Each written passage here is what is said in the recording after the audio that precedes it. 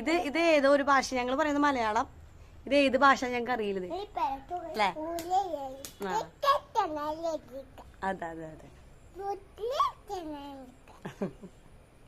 എന്നിട്ട്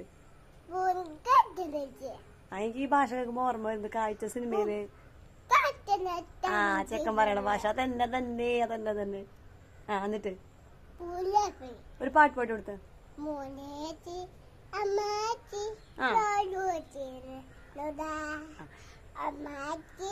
കൊറിയൻ പാട്ടാണ്. എല്ലാവർക്കും താറ്റ് കൊടുത്തേ.